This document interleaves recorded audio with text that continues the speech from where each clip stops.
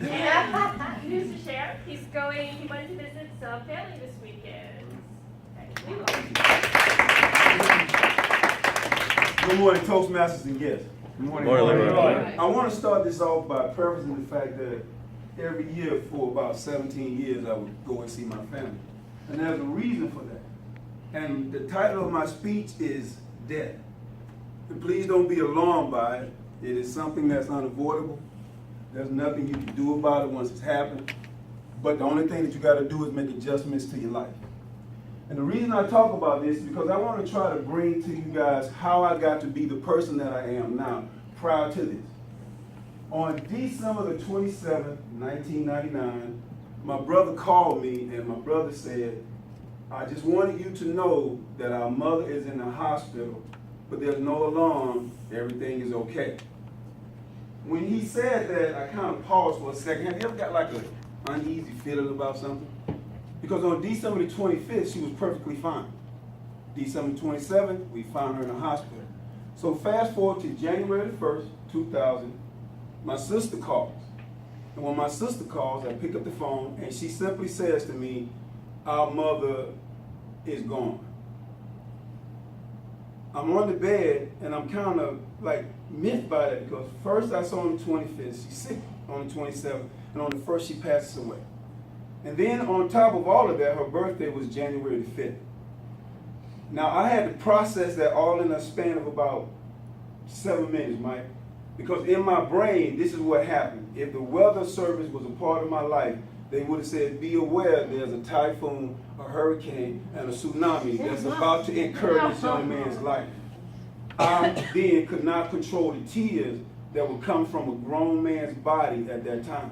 And luckily I didn't have a girlfriend that was by my side because they would have thought like, yo, this dude is super sensitive. Right? This dude is like really sensitive. But it was my mother nonetheless. So I laid on the bed for about 10 minutes, like literally mentally paralyzed from this event because I could not question, like she was here one moment and the next moment she's gone. So I just sat there, ladies and gentlemen, I just cried my eyes out. And I said, why would death be so cruel to a guy like me? You pray every day, you find religious ceremonies to involve yourself in, but why would death visit me this way? Needless to say, I couldn't have all that time for crying because my brother then called back on like the 2nd or 3rd and said, we need to bury her as soon as possible, so you need to come. Needless to say, I had to rent a car. Someone helped me, and I really appreciate this person for doing that. When I got in this SUV, ladies and gentlemen, I drove, and this is no lie to any of you, I drove 100 miles an hour for about 7 hours straight. I didn't care about the police.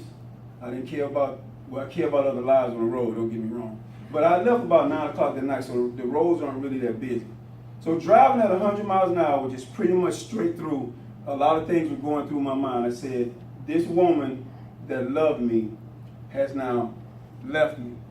Not only did she leave me, she left the rest of my family. So what am I supposed to do? So I'm crying while I'm driving at the same time. Can you imagine 100 miles an hour, having all these thoughts in your mind, and then you're swerving throughout the road just so you can try to get there on time?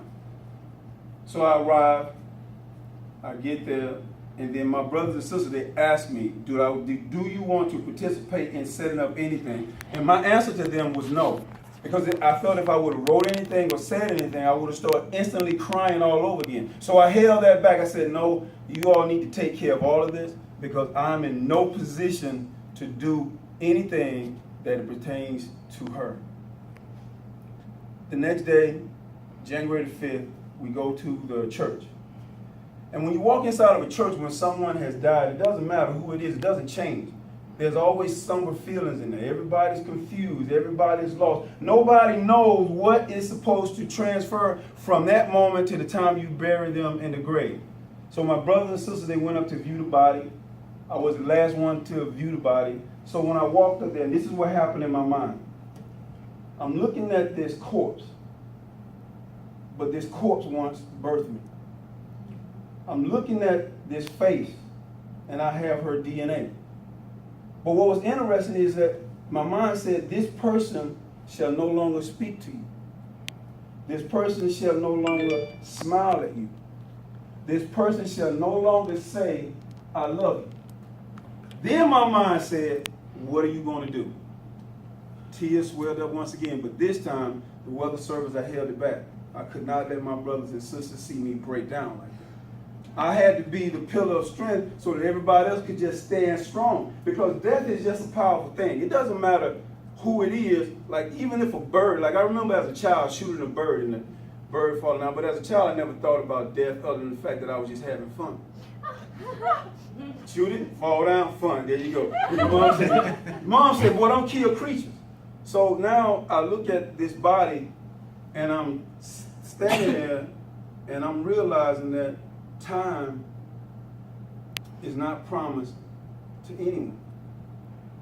So I take my seat.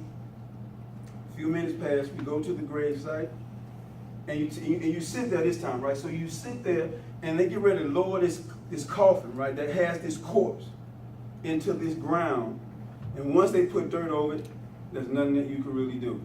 So as they began to wind it down, and the weather service was still speaking in my head, I just watch it just go down for one final turn. And I'm thinking to myself, I should never see this face again. We go back to my sister's place, and all my friends are there that I grew up with that knew my mom and knew me. And I am totally speechless. I don't want to say anything. I sat on the edge of the bed. I did not move. And all the time that I'm sitting there, I'm thinking, why can't I say anything? Why can't I do anything? So the next morning, no word said, jump back in the SUV, and this time I just cruised back into the sunlight. Now, when I'm in this car, just so you'll know, tears came back once again because the weather service now said, you can let it all go. And from the time I got in until I got back to my abode, I let it all go.